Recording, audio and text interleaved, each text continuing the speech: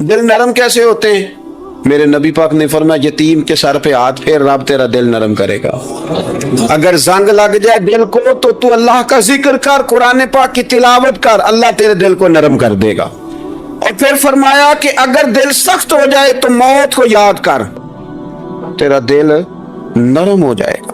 اچھوں کی صحبت اختیار کریں تو دل نرم ہو جاتا ہے۔ قبروں کی زیارت کریں، جائیں کبھی اپنے شہر کے قبرستان میں، غور کریں کہ وہ چودھری صاحب لیٹے ہیں، یہ علامہ صاحب لیٹے ہیں، وہ فلاں بہت بڑے افسر لیٹے ہیں، وہ دیکھو وہ میرا عزیز لیٹا ہے۔ وہ ہارون رشید نے کہا حضرت داؤد تائی سے نصیحت کر دیں، تو فرمانے لگے باپ کدھر ہے تیرا؟ کہا حضور قبرستان میں، اماں قبرستان میں، دادا نانا بڑے بھائی سب قبرستان۔ فرمایا میں کیا نصیحت کروں؟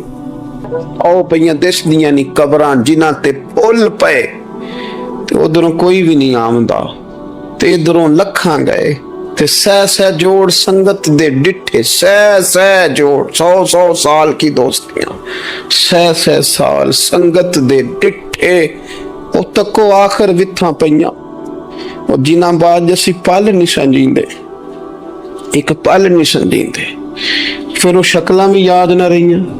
سہ جوڑ کا یہ کوئی کم ہے دل کو نرم کرنے کے لیے؟ تیرے پاس موت کا تذکرہ قبروں کی زیادہ کو تھوڑی ہے؟ یہ چیزیں دل نرم کرتی ہیں، یار نرم کرتی ہیں چیزیں دل۔ پتہ ہے سب سے بڑی بیماری کیا ہے بندے کی؟ خوفناک علامت کیا ہے دل کے بیمار ہونے کی؟ کہ کوئی بندہ بیماری میں ہے اور ادھر ایک بندہ اس کو دیکھ کے خوش ہو رہا ہے، کسی کو زوال آ گیا ہے، کاروبار ڈوب گیا ہے اور یہ دیکھ کے خوش ہو رہا ہے، مر گیا اس کا دل، مردہ ہے، اندر کوئی دل نہیں۔ آپ یعنی ایک بندہ رسوا ہو گیا اور یہ خوش ہو رہا ہے، دیکھا میں نے نہیں کہا تھا؟ جب کوئی کسی کی رسوائی، کمزوری اور کسی کے زوال پر راضی ہونے لگے تو پھر سمجھ لے کہ اس کا حال اتنا برا ہو گیا ہے کہ اب یہ اخلاقی طور پر مردہ زندگی گزار۔ ہمارا اب یہ حال ہے کہ ہم لوگوں کے دکھوں پر ہنسنے لگے۔ ہم کسی کے ہاں کوئی شخص تکلیف میں آتا ہے تو ہم اس کو کہکوں میں اڑاتے ہیں۔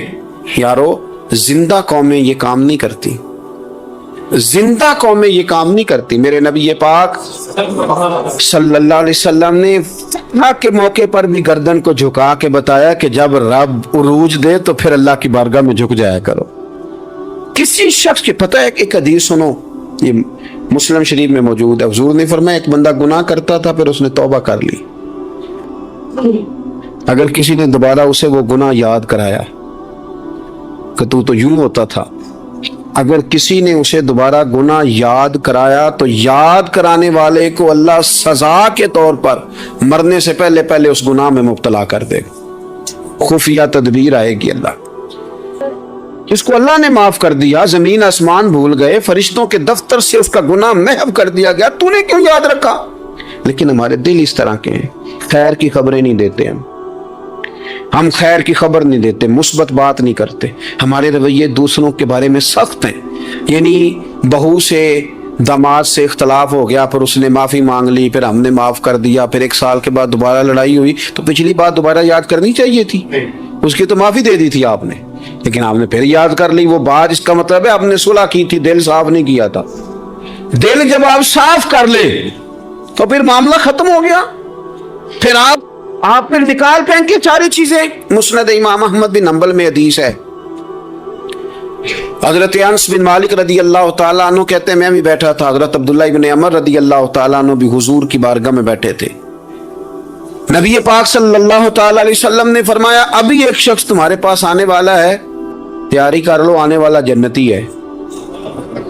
کہتے ہیں ایک شخص اندر داخل ہوا تو سادہ سا بندہ، داڑھی سے پانی کے قطرے گر رہے، جوتے ہاتھ میں پکڑے یا بغل میں دبائے، وہ آ گیا، حضور سے بات چیت کی، چلا گیا۔ ہم بڑے خوش تھے کہ کمال نہیں ہو گیا جس کو حضور نے دنیا میں جنت کی بشارت عطا کر دی۔ اگلے دن اس نے اتفاق، ہم اسی جگہ اسی حال میں بیٹھے تھے کہ پھر محبوب نے فرمایا ابھی ایک بندہ آنے لگا، جنتی ہے۔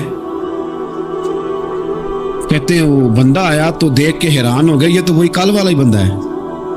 اسی طرح داڑھی سے پانی کے قطرے گر رہے ہیں، جوتے اس کی بغل میں آ کے بیٹھ گیا۔ تیسرے دن اللہ کی قدرت ہم وہیں بیٹھے تھے، پھر حضور نے فرمایا بندہ آنے لگا، زیارت کر لو، تیاری کر لو، بندہ جنتی ہے۔ وہی بندہ آیا جو پہلے 2 دن آیا تھا۔ حضرت عبداللہ ابن عمر کہتے ہیں کہ وہ حضور سے کوئی بات چیت کر کے جانے لگا تو میں اس کے پیچھے ہو گیا۔ میں نے اس کو جا کے سلام کے بعد کہا کہ یار میں تیرا مہمان بننا چاہتا ہوں، 3 راتوں کے لیے رکھ لو گے؟ اب محلہ بھی ایک، شہر بھی ایک۔ اس نے کہا جی ٹھیک ہے، آ جائیں، جو میرے پاس روکھا سوکھا ہوگا پیش کر دوں گا۔ فرماتے ہیں 3 راتیں 3 دن میں اس کے پاس رہا۔ میں جاننا چاہتا تھا کہ کون سی ایسی عبادت کرتا ہے جس کی وجہ سے 3 دن حضور نے جنت کی بشارت اس کے لیے دی، اعلان فرمایا۔ کہتے ہیں میں نے کوئی غیر معمولی چیز نہیں اس کے اندر دیکھی، کوئی انوکھی عبادت نہیں دیکھی۔ عشاء پڑھتا، فجر تک سویا رہتا، میں تہجد کے وقت اٹھتا، نفل پڑھتا۔ 3 راتیں یہ ہوتا رہا۔ ہاں جب وہ کروٹیں بدلتا تو اللہ اکبر کہتا، باقی وہ سویا، فجر میں اٹھا، صدقہ بھی کوئی خاص نہیں اس نے دیا، خیرات بھی میں اس سے زیادہ کرتا رہا، مجھے کوئی خاص چیز نظر نہیں آئی۔ تیسرے دن میں جانے لگا تو میں نے اسے کہا یار سن، مجھے کوئی ضرورت نہیں تھی تیرے گھر میں قیام کرنے کی، میرا گھر قریب ہی ہے۔ وہ تو کمال یہ ہے کہ نبی کریم علیہ السلام نے اپنی زبان فیض ترجمان سے، یعنی وہ زبان جس کو سب کن کی کنجی کہے، اس کی نافذ حکومت پہ لاکھوں سلام، حضور نے 3 دن تجھے مسلسل جنتی کہا ہے۔ میں تو دیکھنے آیا تھا کہ تیرے اندر کوئی عمل ہو تو میں بھی وہ شروع کروں۔ تو وہ کہنے لگا یہی ہے جو آپ نے دیکھ لیا ہے، فرض نماز ہی پڑھتا ہوں، روٹین کے کام ہی کرتا ہوں، کوئی خاص چیز تو میرے پاس کوئی نہیں۔ حضرت عبداللہ ابن عمر فرماتے ہیں میرے تو سمجھا کہ میں تو اس سے زیادہ خیر کے کام کرتا ہوں۔ اب میں سوچتا ہوا وہاں سے نکلنے لگا کہ پھر کیا خاص بات ہے جو نبی پاک نے 3 دفعہ اسے جنتی کہا ہے۔ جب میں نکلنے لگا نا، دروازے پہ مڑنے لگا تو اس نے آواز دی، کہا یار سنو، ایک بات یاد آئی ہے۔ میں نے کہا وہ کون سی؟ کہنے لگا یار جب سے بالغ ہوا ہوں نا، جب سے اللہ نے توفیق اسلام دی ہے، میں نے جب بھی اپنا دل دیکھا ہے نا، جب بھی میرے دل میں کسی کے لیے حسد کوئی نہیں، کوئی عداوت نہیں، کوئی بغض نہیں، کوئی کینہ نہیں، کوئی کیا کر رہا ہے، میرے دل میں سب کے لیے خیر ہی ہے، دل میرا صاف ہے، اس کے علاوہ نہیں مجھے پتا کیا عمل ہے۔ حضرت عبداللہ بن عمر کہتے ہیں پھر مجھے سمجھ آ گئی ہے کہ جو تیرے دل کی صفائی ہے نا، یہ بنیاد بن گئی ہے جس کی بنیاد پر نبی پاک نے تجھے 3 دفعہ جنت کی بشارت عطا فرمائی ہے۔ تو امام غزالی رحمۃ اللہ علیہ فرمانے لگے کہ اگر آئینے پہ گرد پڑ جائے تو اس میں عکس صحیح نظر نہیں آتے، آئینے صاف کر لیے جائیں تو پھر اس پہ عکس نظر آتے ہیں۔ ہمارے آئینے نا تھوڑے سے گرد والے ہو گئے ہیں، دل تھوڑے سے نا میلے کچیلے ہو گئے ہیں، تو کوئی بھی عکس اس پہ سختی، طبیعتوں کی، مزاجوں کی سختی، دوسروں کے بارے میں ڈاٹے جذبات، ہمارے رویے ڈاٹے، ہماری طبیعتیں سخت۔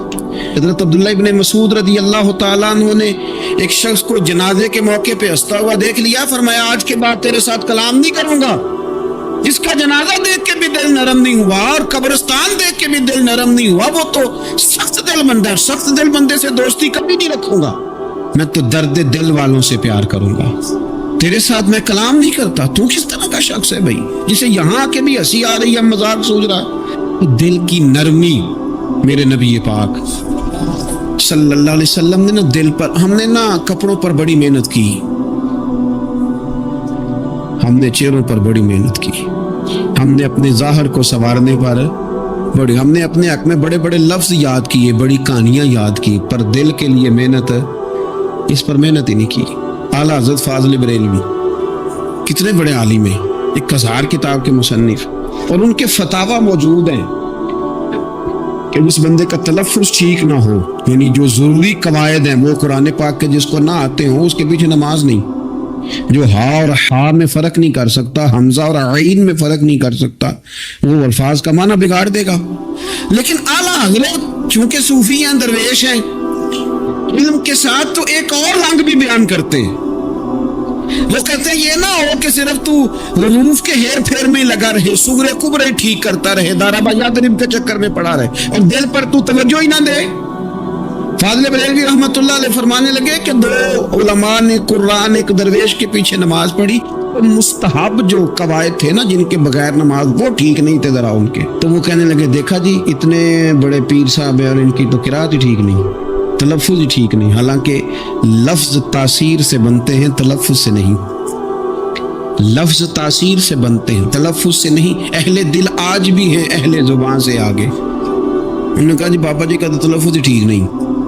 اعلیٰ حضرت نے لکھا ہے ملفوظات شریف میں، فرماتے ہیں پھر وہ نہ نہانے کے لیے چلے گئے نماز پڑھ کے فارغ ہو کے، تو وہ پانی میں اتر گئے تو شیر ان کے کپڑے اٹھا کے لے گیا۔ اب کتنی کو دیر پانی میں رہتے، نکلے بھی تو کیسے نکلے، شرم آتی ہے۔ مختصر لباس پہن کے وہ غسل کرنے کے لیے گئے تھے، اب پانی میں سردی، کتنی کو دیر بندہ پانی میں رہے۔ لوگوں نے آ کے کہا حضور آپ کے مہمان تو الجھ گئے، بڑے بری طرح پھنس گئے، مہربانی فرمائے ان کو تو بچائیں، وہ تو سخت الجھن میں۔ کیا ہوا؟ کہنے لگے وہ شیر کپڑے لے گیا اور وہ پانی میں کچھ تو ہونا چاہیے۔ تو وہ بزرگ گئے، جا کے نہ دور کھڑے ہو کے شیر کو آواز دی۔ حضور کے صحابی تھے نا حضرت سفینہ، قافلے سے رستہ بھول گئے، ایک سائیڈ پہ ہو گئے تو سامنے شیر آ گیا۔ میں نے کہا ہے لیکن جب آ جائے تو، جب شیر سامنے آ جائے، جب سامنے آ جائے پھر پتہ چلتا ہے کہ یہ تو واقعی آ گیا ہے، پھر انداز اور ہوتا ہے۔ حضرت سفینہ کے سامنے شیر ہی آ گیا، مشکات میں شیر آیا۔ اب کوئی بھاگتا ہے، کوئی چڑھتا ہے درخت پہ، کوئی لکڑی اٹھاتا ہے، کوئی اسلحہ پکڑتا ہے۔ حضرت سفینہ فوراً بولے، کہنے لگے او شیر ذرا خیال کرنا میں رسول اللہ کا غلام ہوں۔ پھر آکھیا شیر سفینہ تانی جارا یارا جاندے، او جڑے غلام رسول اللہ دے اسی غلام ہونا دے۔ شیر دم لاتا رستہ چھوڑ گیا، اور بابا جی بھی گئے، فاضل بریلوی کہتے ہیں شیر کو آواز دی، شیر دوڑا آیا، آگے کہنے لگے وہ ہمارے مہمانوں کے کپڑے لے گیا، تجھے شرم نہیں آتی؟ تو شیر کپڑے اٹھا کے واپس لایا، ان علماء کو، حضرات علماء کو کپڑے پیش کیے۔ جب ان کو پیش کیے تو پیش کرتے ہی بزرگ پھر فرمانے لگے، کہنے لگے مولانا تم نے لفظ سیدھے کیے ہیں، میں نے دل سیدھا کیا ہوا ہے۔ تم نے محنت کر کے نہ لفظ ٹھیک کیے ہیں لیکن میں نے دل ٹھیک کیا ہے۔ دل پاک ہوئے تے پاک ہی ملدا ہے، تے بنا پاکوں پاک نہیں ملدا۔ سارے جسم دے توون نالوں ایک ٹکڑا تولا دل دا۔ حضرت سلطان باؤ رحمت اللہ علیہ فرمانے لگے دل کالے نالوں منہ کالا چنگا، دل کالے نالوں منہ کالا چنگا، جے کوئی رمز پچھانے۔ اگر کسی کو بات کی سمجھ آئے تو دل نہیں سیاہ ہونا چاہیے، منہ ہو بھی جائے تو کام چل جاتا ہے۔ تو اپنے دل کی صفائی پر دیکھے میرے نبی پاک علیہ وسلم نے ارشاد فرمایا کہ رب نہ تمہارے مال دیکھتا ہے نہ چہرے دیکھتا ہے، رب تو تمہارا دل دیکھتا ہے۔ اور امام غزالی حدیث لائے ہیں، حضرت عمر فاروق رضی اللہ تعالیٰ عنہ فرماتے ہیں کسی نے حضور صلی اللہ علیہ وسلم سے پوچھا کہ رب آسمانوں میں کہ زمینوں میں؟ جلوے تیری ذات کے کو بکو ہیں، جدھر دیکھتا ہوں ادھر تو ہی تو ہے۔ اللہ زمینوں میں کہ آسمانوں میں؟ تو حضور فرمانے لگے رب تو بندہ مومن کے دل میں رہتا ہے، اللہ تو مومن کے دل میں ہے۔ مومن کے دل کتنا بڑا ہے وہ دل جس میں رب ہے، رب کی یاد ہے، رب کی محبت ہے۔ اس لیے حضرت عمر فرمایا کرتے تھے میں نے دل کی آنکھوں سے اپنے مالک کی زیارت کی ہے۔ اور اقبال نے شاید اسی لیے مشورہ دیا تھا کہ دل بینا بھی کر خدا سے طلب، آنکھ کا نور دل کا نور نہیں، اللہ سے آنکھوں والا دل مانگ، اندھا نہ ہو جائے کہ تیرا دل، دل بینا بھی کر خدا سے طلب، آنکھ کا نور دل کا نور نہیں۔ عزیز بھائی اللہ کے جلوے، لیکن ایک بات ذہن میں رکھنا، کسی گلاس میں تھوڑی سی غلاظت ہو نا، دودھ تو دور رہا، شہد تو دور رہا، اس میں کوئی پانی بھی نہیں پیتا، تھوڑی سی غلاظت ہو، اور آپ کی آنکھوں کے سامنے وہ غلاظت دھل بھی گئی، صاف بھی ہو گئی، شرعی تقاضے پورے ہو گئے، پھر بھی کچھ لوگ کہتے ہیں میری طبیعت نہیں مانتی، میرا دل نہیں مانتا۔ صحیح کہہ رہا ہوں میں؟ او بھائی اتنی سی غلاظت گلاس میں تھی اور سادہ پانی نلکے کا، تو اس میں پینا پسند نہیں کرتا، اور اگر دل غلاظت سے بھرا ہو تو رب کی محبت وہاں آئے گی، خدا اپنا قرب وہاں رکھے گا۔ کسی سے جلنا، کسی سے حسد کرنا، کسی کے بارے میں عداوت رکھنا، کچی بولیاں بولنا، اور اب تو اتنا عجیب حال ہو گیا، جماعتیں جماعتوں کے بارے میں برا خیال کرتی، خانقاہ اور آستانوں کا یہ حال ہے کہ سبق پڑھایا جاتا ہے دوسرے کے خلاف، بس ہم ٹھیک ہیں۔ یہ تصوف ہے کہ نیرا تو ٹھیک ہے، طریقت تو یہ تھی کہ میں ٹھیک نہیں، باقی سارا زمانہ ٹھیک ہے۔ تو کس چکر میں پڑا ہوا ہے؟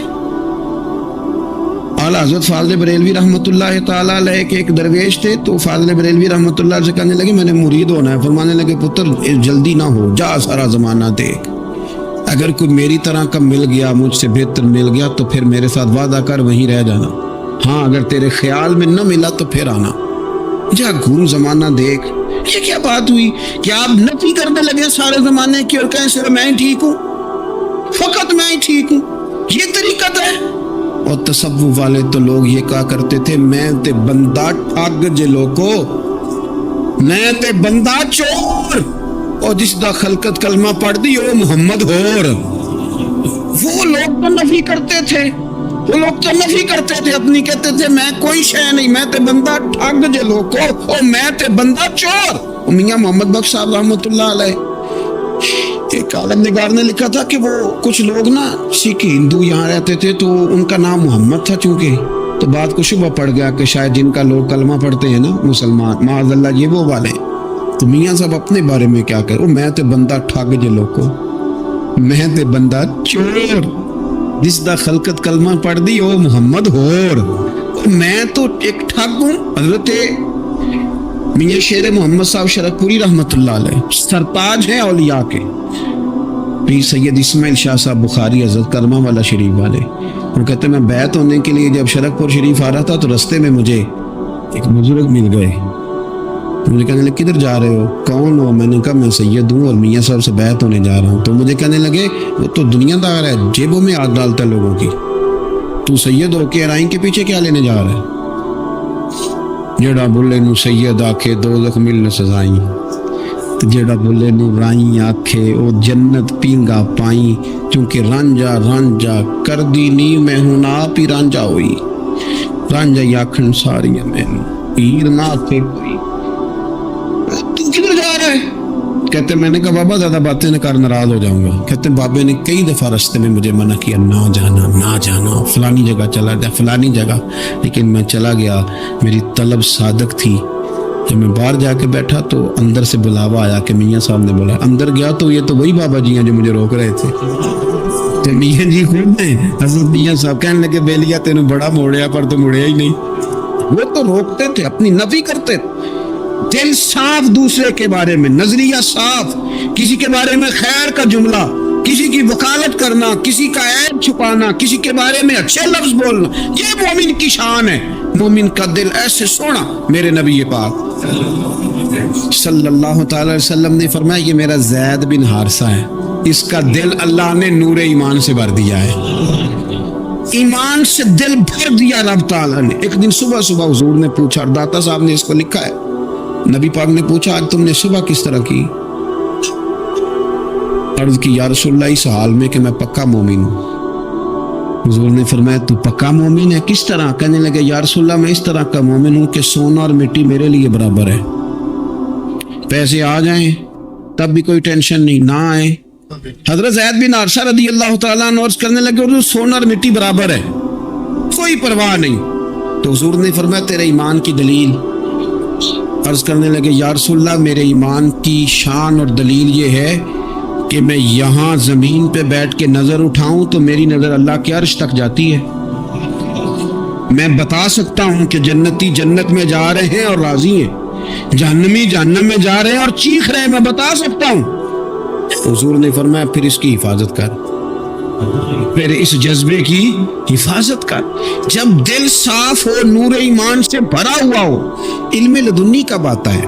علم لدنی نیک آدمی کو ملتا ہے، جب بندہ متقی پرہیزگار ہو نا، ناجائز نہ کھائے، ناجائز نہ دیکھے، ناجائز نہ بولے، تو پھر اللہ تعالیٰ اسے علم کا نور دیتا ہے۔ جو لوگ کہانیوں میں الجھ جاتے ہیں نا، زیادہ باتیں کرتے ہیں، زیادہ گھومتے ہیں، زیادہ साजिश नासर का शिकार होते हैं, उनके तो हाफजे कमजोर हो जाते हैं, याद ही नहीं रहता, बातें इतनी करते हैं पता नहीं सवेरे क्या कहा था दोपहर को क्या कह रहे हैं। जब इंसान का दायरा कार तकवे वाला हो फिर उस पर इल्म की रोशनी खुलती है, फिर दरवाजे करम के खुलते हैं। अपने दायरे महदूद कर लिए जाएं। सोचे मैं, बड़े बड़े लोग आपको जिंदगी में मिलेंगे, मशवरे देंगे, ओ जनाब आपको पता ही नहीं आप कितने बड़े हैं, आप फलानी जगह खड़े थे, फलाने के साथ हंस रहे थे। ये आपको खराब करना चाहते हैं, किसी तकब्बुर में मुब्तला करना चाहते हैं। आप जमीन पे रहें ताकि जमीन वालों से रिश्ता मजबूत रहे, दिल की सफाई, दिल साफ हो, कोई हसद नहीं, कोई कीना नहीं, दिल पर तवज्जो दें। सबसे ज़रूरी काम है कि हम सवेरे उठ के अपने दिल से पूछें कि तेरा लोगों के बारे में ख्याल क्या है। जब रब बंदोबस्त कर दे, जब अल्लाह इhtमाम कर दे, मेरे भाई ज़रूरी तो नहीं कि हम परेशान ही रहें कि यार ये काम मैंने किया नहीं, मेरे खाते डाल दिया गया, यार इस जुर्म का मैं मुजरम ही नहीं और मेरे मुंह पे स्याही मलने की कोशिश की जा रही, ये मेरा खाता ही नहीं और लोग मुझे तकलीफ दे रहे। जरूरी नहीं कि आप ही वजाहत करें, मेरा रब भी बंदोबस्त फरमा दिया करता है। और जो एहतमाम अल्लाह करता है ना, जो बंदोबस्त रब करता है, आजमाइश आ जाती है, बड़े बड़ों पे आ जाती है, लेकिन बाज़ औक़ात बड़ी तकलीफ होती है जब उस बंदे को लोग कटहरे में खड़ा कर दें जिसका जुर्म ही कोई नहीं, उस शख्स से लोग सवाल जवाब शुरू कर दें जिस बेचारे के ख्याल में भी वो बात नहीं। फिर वहां वजाहतें देना, ना करदा गुनाहों की वजाहतें देना, ये बड़ा बोझ बनता है, बड़ी तकलीफ होती है। और लोग करते हैं ये काम, ये हमारे दौर का तकाजा है। लोग पहले आपको अपने हक में कायल करते हैं, अपनी फर्मा बरदारी में लाना चाहते हैं, अगर आप नहीं आते तो फिर वो आपको मुजरम करार दे देते हैं, या मेरे साथ चल वरना फिर मैं तेरे खिलाफ प्रोपेगेंडा करूंगा। दो ही बातें। हजरत आयशा सिद्दीका रदी अल्लाह ताला अन्हा फरमाती हैं, एक औरत थी और उसे नबी पाक सल्लल्लाहु ताला अलैहि वसल्लम ने ना वो कलमा पढ़ के मुसलमान हुई, मदीना तैयबा आ गई, तो हुजूर ने मस्जिद नबवी शरीफ में उसके लिए मकान, एक सादा सा कमरा साथ मस्जिद के बनवा दिया, वहीं रहने लगी। अक्सर वो सैयदा तैयबा के पास आती तो हजरत आयशा सिद्दीका रदी अल्लाह ताला अन्हा फरमाती हैं, वो बड़ी बातें सुनाती और आखिर में कहती, वो हार वाला दिन भी बड़ा अजीब दिन था और मेरे रब की कुदरतों का दिन था, वो भी बड़ा अजीब दिन था। सैयदा आयशा सिद्दीका रज़ी अल्लाह ताला अन्हा एक दिन फरमाने लगी कि तू हार वाले दिन का बड़ा जिक्र करती है, वो क्या दिन था? तो खातून कहने लगी, अम्मा जी वो दिन था जब मेरे रब पर भरोसा और मजबूत हो गया, जिस दिन मेरा अपने रब पर तवक्कुल और बढ़ा, मेरे ईमान में यकीन में और पुख्तगी आई। कहने लगी, मैं एक घर की कनीज थी, नौकरानी थी, उस घर में एक बच्ची थी जिसके पास सोने चांदी हीरे जवाहरात का हार था। उस जमाने में ना चमड़े के ऊपर लोग हीरे जवाहरात लगाते थे, कई दफा सुर्ख रंग के चमड़े पे लगाए जाते थे। वो बच्ची पहनती थी, तो कहती हूँ बच्ची के उसने उतार के रखा या उससे गिरा वो हार, तो चील उसे उठा के ले गई गोश्त समझ के, और मेरे सामने उठा के ले गई। घर वालों ने मुझसे पूछा, ये बुखारी में मौजूद है, घर वालों ने पूछा मुझसे कि वो हार कहाँ है, तो मैंने कहा चील उठा के ले गई। घर में कुछ चोरी हो जाए तो सबसे पहला इल्जाम किस पे लगता है? मुलाजिमीन पे। कहते उन्होंने मुझे बड़ा मारा, बड़ी तकलीफ थी, हत्ता कि मेरी शर्मगाह तक की तलाशी, मेरी इज्जत इतनी खराब की मैं बता नहीं सकती। मैंने अपनी जिंदगी में एक वाकया देखा, एक अमीर घर में चोरी हो गई, मुलाजिम को इतना मारा कि वो चारपाई पे पड़ गया। पुलिस वालों से इतनी मार पड़वाई गई कि वो बेचारा चारपाई पे पड़ गया, और फिर वो इतना बीमार हुआ, कुछ दिनों के बाद पता चल गया कि चोर तो अपना बेटा है उनका। फिर उसका इंतकाल हो गया। अब वो सेठ साहब और घर वाले आके ना मरने वाले के कान में माफिया मांग रहे हैं, कान में। तो मैंने उनसे फिर कहा था कि ये तो अब चला गया है, तुम्हारा जोर चलता था ना, तो तुमने कानून खरीदा और तुमने इसे जितना हो सका तुमने इसे मार पड़वाई। तुम्हारे पास जो अदालतें थी तुमने वहां कार्रवाई की, अब एक अदालत कयामत के दिन लगेगी। ये कमजोर था ना, कुछ कर नहीं सका। वो खातून अर्ज करती है सैयदा आयशा की खिदमत में कि मुझे बड़ा मारा, मुझे तकलीफ थी, मैं कह रही थी कि मेरे सामने चील ले गई है, पर वो नहीं मान रहे थे। अम्मा जी उन्होंने मुझे बड़ा मारा, حضرت عائشہ صدیقہ کہتی ہیں پھر کیا ہوا؟ کہنے لگی اماں جی جب کوئی میرا مددگار نہ رہا، مجھے تکلیف دے رہے تھے، رسوا کر رہے تھے، تو میں نے اپنے رب سے مدد چاہی، میرے رب کی طرف میں نے توجہ کی، میں نے کہا مالک اب تو ہی میرا مددگار ہے۔ کہتی ہے وہ مجھے مار رہے تھے تو وہ چیل جو ہار لے گئی تھی وہی لے کے واپس آ گئی، اور ہمارے سروں کے قریب لا کے اس نے جب اس ہار کو پھینکا، وہ مجھے چھوڑ کے سائیڈ پہ ہوئے، وہ میری بے گناہی جان گئے۔ لیکن آپ کو بتاؤں اس دن سے میرا اپنے رب پر یقین اور بڑھ گیا۔ جب انسان پورا ٹوٹ جاتا ہے اور جب کوئی چاروں جانب اس کا مددگار نہیں ہوتا تو رب تو ہوتا ہے نا، اللہ تو اس کا مددگار ہوتا ہے نا، وہ تو پھر اپنے اس بندے کی مدد کرتا ہے نا، پھر وہ تو توانائی دیتا ہے نا، وہ تنہا نہیں چھوڑتا، وہ تو آنسوؤں والوں کے آنسوؤں پہ بڑا کرم فرماتا ہے، وہ تو قسم پرسی میں آ جاتا ہے، اس کی رحمت بڑھ کے استقبال کر لیتا۔ تو بھائی جب آپ پر اللہ کی حکمت کے تقاضے پورے ہونے لگے اور زندگی میں کبھی کوئی ایسا وقت آئے کہ آپ محسوس کریں کہ تنہا رہ گئے ہیں اور کئی اپنے بھی مخالفین کی جماعت میں نظر آنے لگے ہیں، تو اس وقت پھر دل، روح، زبان اور ذہن کو یکجا کر کے سمجھ لینا کہ جب ساری دنیا ساتھ چھوڑ جاتی ہے تو رب کی رحمتیں اس وقت بھی ساتھ رہتی ہیں اور اللہ کی مدد اس وقت بھی بندے پہ کرم نوازی کرتی ہے۔ حضرت عبداللہ ابن عباس فرماتے ہیں میرے نبی پاک علیہ السلام نے میری تربیت فرمائی، حضور نے میری تربیت فرمائی، اور محبوب پاک علیہ السلام نے فرمایا عبداللہ یاد رکھنا، یہ نوجوان دوست میری بات لکھ لیں، پریشان لوگ میری بات لکھ لیں، جن کے پاس قوت فیصلہ نہیں وہ اس بات کو لکھ لیں۔ حضرت عبداللہ ابن عباس فرماتے ہیں میرے نبی پاک علیہ السلام نے مجھ سے فرمایا تھا عبداللہ سن، اگر ساری دنیا مل کے تیرا کوئی نفع کرنا چاہے کر نہیں سکتی جب تک میرے رب کی رضا نہ ہو، اور فرمایا ساری دنیا مل کے تیرا کچھ بگاڑنا چاہے تو عبداللہ بگاڑ نہیں سکتی جب تک رب کریم کی حکمت کا تقاضا نہ ہو۔ لوگوں سے ڈرنا، لوگوں کی طرف دیکھنا، ماحول دیکھ کے اپنے راہ کا تعین کرنا، ہر بندے کے خیالات کے مطابق ڈھلنے کی کوشش کرنا، فلانا نہ ناراض ہو جائے، فلانا نہ ناراض ہو جائے، وہ جس نے ہونا ہو جائے، بس رب رسول ناراض نہ ہو۔ اپنی زندگی میں اپنے مالک کو مولا جان کے، بل اللہ مولاکم، اللہ تمہارا مولا ہے، وہو خیر الناصرین، وہ بہترین مددگار ہے، توجہ جب بھی کرے رب کی جانب کرے۔ پھر اللہ تعالیٰ جب بندوبست فرمائے، صحیح بخاری میں حضرت جریج کا ذکر فرمایا، جریج نفل پڑھ رہے تھے، ماں نے آواز دی، وہ آ نہیں سکے، نماز میں تھے، ماں ناراض ہو گئی، اس نے ہاتھ اٹھا کے کہا اللہ یہ اتنی دیر تک مرے نہ جب تک کسی بری عورت کا منہ نہ دیکھ لے۔ کسی اور کی دعا کے لیے سند نہیں ہے کہ وہ تیرے حق میں ضرور قبول ہوگی، لیکن ماں باپ کی دعا کے لیے میرے نبی پاک نے سند بیان کی ہے۔ سید عالم صلی اللہ علیہ وسلم فرماتے ہیں جب بھی ماں باپ اولاد کے لیے ہاتھ اٹھاتے ہیں رب ضرور قبولیت کا شرف عطا کرتا ہے۔ تو جہاں سند موجود ہے نا، کچھ افتتاح باجی سے بھی کرا لینے چاہیے، کچھ کام شروع کرنے سے پہلے صرف اماں سے ہی دعا کرا لینی چاہیے، یہ والا افتتاح بھی بڑے کام کا ہے کیونکہ یہاں سند بیان کر دیا میرے نبی کریم۔ تو جناب جریج کی ماں ناراض ہو گئی، کہنے لگی اللہ اس نے میری بات نہیں سنی، اب تھے تو وہ نیک لیکن رب کریم کی حکمت کا تقاضا ہے، ماں کی دعا کو بھی قبول کرنا تھا، اللہ نے آزمائش میں مبتلا کر دیا۔ والدہ تو چلی گئیں، وہ ایک خیمے میں، ایک کٹیا میں، ایک جھونپڑی میں عبادت کرتے تھے، اللہ کو یاد کرتے تھے، رب رب کرتے تھے، اور لوگ ان کی بڑی تعریف بھی کرتے تھے، لوگ ان کے ارادت مند بھی تھے، عقیدت مند بھی تھے، اہل محبت بھی تھے۔ ایک عورت آ گئی، بس وہ اللہ کی حکمت پوری ہونی تھی، اس نے آ کے پہلے تو انہیں اپنی طرف مائل کرنا چاہا، جب نہ مائل ہوئے تو الزام لگا دیا۔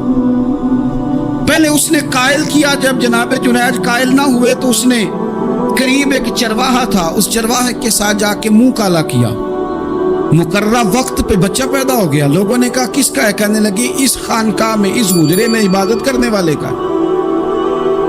اگر کسی دیندار پر ذرا سا بھی الزام لگ جائے تو آپ یقین کریں کہ بڑے بڑے خوفناک لوگ بھی نیک ہو جاتے ہیں، جن کا اپنا سارا ماضی کالا سیاہ ہو وہ بھی اجالوں کے راہبر بن جاتے ہیں، جن کی اپنی زبانیں ساری زندگی آلودہ رہی ہوں، وہ بھی بڑے بڑے اعلیٰ سچ بولنے لگتے ہیں۔